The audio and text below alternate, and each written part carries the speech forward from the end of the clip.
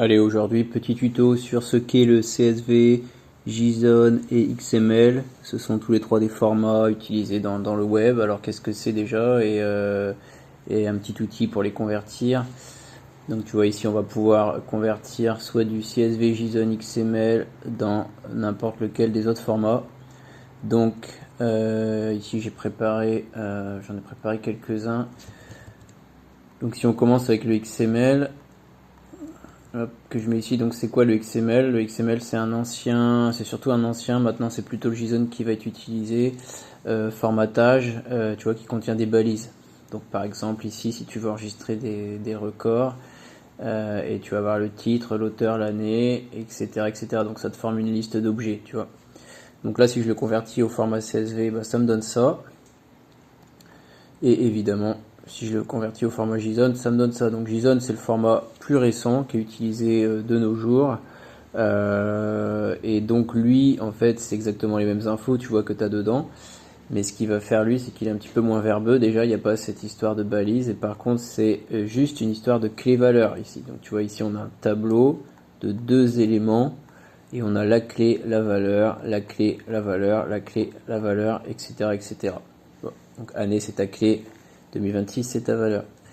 Donc maintenant, si on prend ça et on fait l'inverse, donc on va partir du JSON. Donc on met du JSON ici. Et donc on peut reconvertir notre JSON en XML, comme tout à l'heure dans l'autre sens. Ou alors on peut le convertir en CSV. Donc ça me donne l'opportunité de te parler du CSV.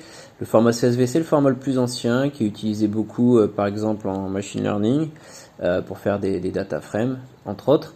Et donc lui, la première ligne, c'est les colonnes, donc titre, auteur, année, et ensuite chaque ligne, ce sont les valeurs. Tu vois, donc première entrée ici, c'est la première ligne, et deuxième entrée ici, c'est la deuxième ligne. Et c'est toujours séparé par des virgules. C'est grâce aux virgules que derrière, on est capable de reconnaître que c'est première colonne, deuxième colonne, troisième colonne. Première valeur, deuxième valeur, troisième valeur, etc. Et ensuite, une fois que tu as fait ta conversion, tu peux copier le résultat. Et donc maintenant, on fait l'inverse. Si on veut copier, donc ici, on va partir du CSV, on a dit, qu'on met ici. Et ensuite, on peut retransformer notre CSV en JSON ou en XML. Et voilà. Et ici, tu trouveras aussi toutes les infos que je viens de te dire en description. Et cet outil, c'est 100% gratuit, c'est sur mon site toulesoutils.fr. Donc tu vois, il y a plein d'autres outils. Si tu vas dans la page d'accueil, tu en as des dizaines qui sont répartis en différentes catégories. N'hésite pas à t'abonner, je fais des vidéos régulièrement tuto comme ça sur différents outils. Et voilà.